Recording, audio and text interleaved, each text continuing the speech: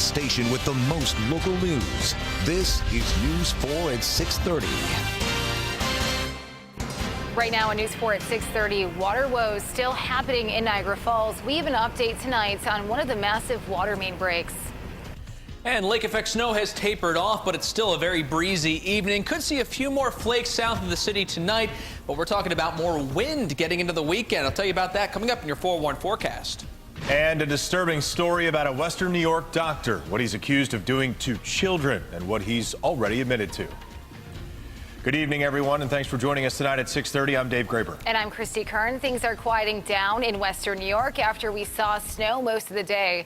This is video from downtown Buffalo earlier this afternoon showing a white hazy sky and messy road conditions, but the snow has stopped tonight. 4-1 meteorologist Andrew Baglini is tracking what's in store for the rest of the night, and also, Andrew, some warmer temperatures that are on track for the weekend, right? Yeah, we do have some a bit of a weekend warm-up ahead for sure, and if you have any outdoor plans, pay close attention to the forecast because we do have sometimes that will be much better than others for those. But I'll talk about that in my full forecast. Right now, yeah, we did have that snow earlier today, but it tapered off just in time to see a really nice sunset. Ariel sending us this photo in from Cheektowaga, a beautiful fiery sky as the sun went away. And we did see some of that sunshine to end things here around Buffalo and downtown.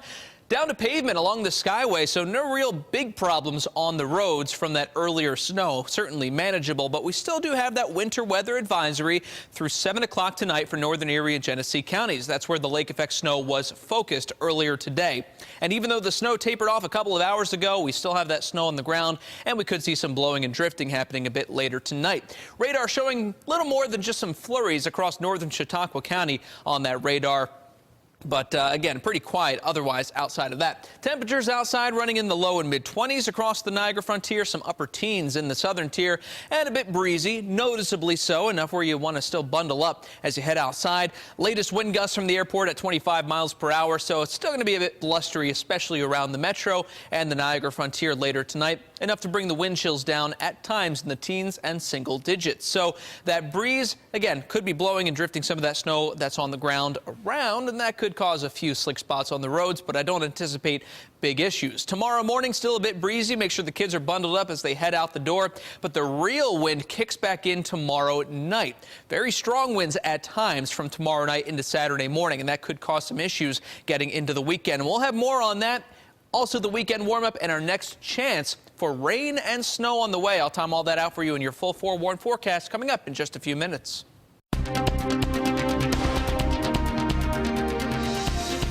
Developing tonight at 6:30, we are following a disturbing story out of Wayne County. A doctor there is accused of possessing and distributing child pornography. The U.S. Attorney's Office announced at a news conference this afternoon they arrested Dr. David Blazechak. He currently treats adults and children at Clyde Family Health Center in Clyde, New York.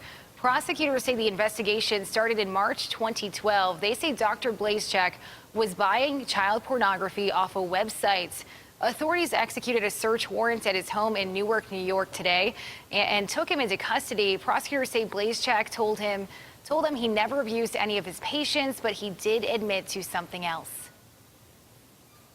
When asked, Dr. Blazechak claimed that he was conducting his own independent research about child sex abuse and that he paid the parents of his patients on approximately 8 different occasions to photograph their children's genitals. He admitted that that research was not sanctioned by any hospital, university, or other medical organization. He claimed that he took the images for teaching purposes, but that he had further admitted that he kept the photographs himself for his own gratification. Prosecutors say they found thumb drives at his home and other devices filled with thousands of images of child pornography. Anyone who may have been treated by the doctor is asked to call Homeland Security Investigations out of Buffalo. The number is 464-5931. So once I had been banging on the door and I wasn't getting any response, I started kicking the door as hard as I could. The witness describes how she tried to jump into action when she saw a home go up in flames. Jen Gray says she couldn't open the door at 21 Carey Place in Jamestown. Inside was an elderly man, and sadly he did not survive. The Jamestown Fire Department tells Western New York News Now the fire was an accident, but they did not explain how it started. We'll bring you those details and the victim's identity as soon as they're released. Well, 6 months after being shot to death, New York State Police are still trying to figure out who killed an elderly man in Allegheny County. It happened during the July 4th weekend last year in the small town of Ward. Police say 82-year-old Ray Cornelius was found dead inside his farmhouse. Police say a lack in physical evidence and witnesses are causing problems. Still, they say they aren't ready to call it a cold case just yet. I don't think we're anywhere near that with this case. We still do have active leads coming in on a daily and weekly basis.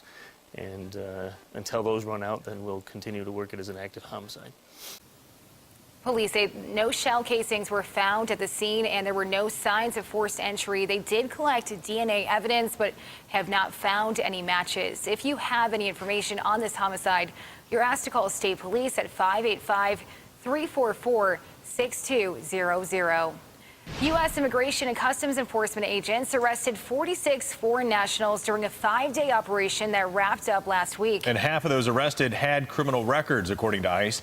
The ICE office in Western New York says criminal records of those arrested included charges for things like grand larceny, firearms and drug possession, child endangerment and abuse, DWI, and forgery. 4 of them were fugitives, and 6 of them illegally re-entered the country after being deported. That's according to ICE. The 35 men and 11 women were from Canada, Mexico, countries in South America, Africa, Europe, and Asia. Last week's sweep is part of the federal government's stepped-up enforcement that was expected in 2018.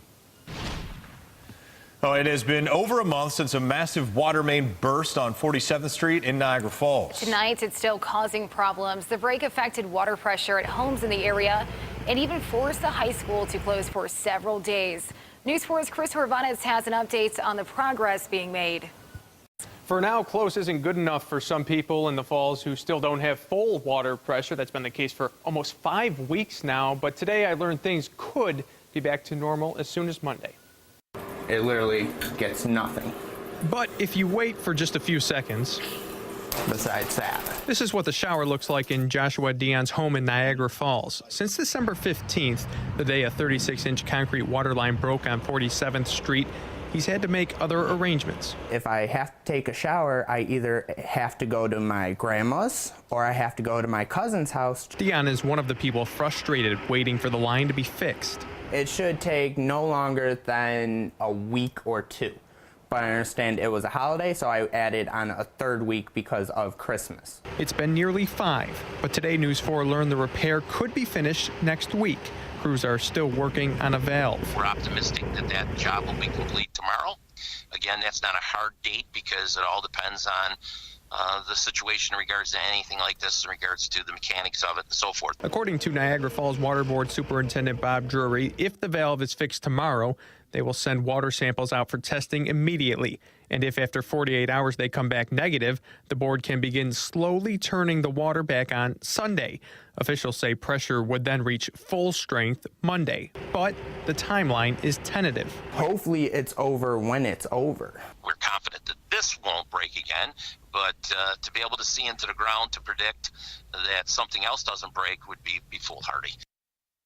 The Water Board has recently added a new piece of equipment to help prevent major breaks like that when it's a camera truck, which they say can basically see into the ground. The superintendent says that will be going into service soon. Chris Horvates, News 4. Time is running out for gun owners in New York who need to recertify their pistol permits. If your pistol permit was issued before January 15th, 2013, you must reapply by January 31st. That's under the New York SAFE Act. Paper applications can be picked up at the Erie County Auto Bureau, any of them, or any New York State Police barracks. Some people are concerned that there will be consequences if they don't recertify their permits right away. New York State Police say you don't need to worry, at least for now. If you unknowingly did not recertify your pistol permit, the New York State Police will not press any criminal charges if you do go past that deadline. Now, after the grace period, those found to be in violation will be charged with a misdemeanor, and the guns will be taken away. Now, there is also a very high demand as the deadline is quickly approaching. So if you have to make an appointment, you have to if it's your first time applying. You're asked to call the Erie County Clerk's office. You see the number right there on your screen, 858-8866. Still to come at 6:30, Amazon bypasses Buffalo, saying it won't consider our area for its new headquarters. The man behind the push to bring it here joins us live on set to explain what he thinks about the decision. And looking to the west, some quiet weather heading our way, and that'll be the case for the next couple of days. But we do have a storm system approaching late this weekend. I'll tell you about that coming up in your 4-1 forecast.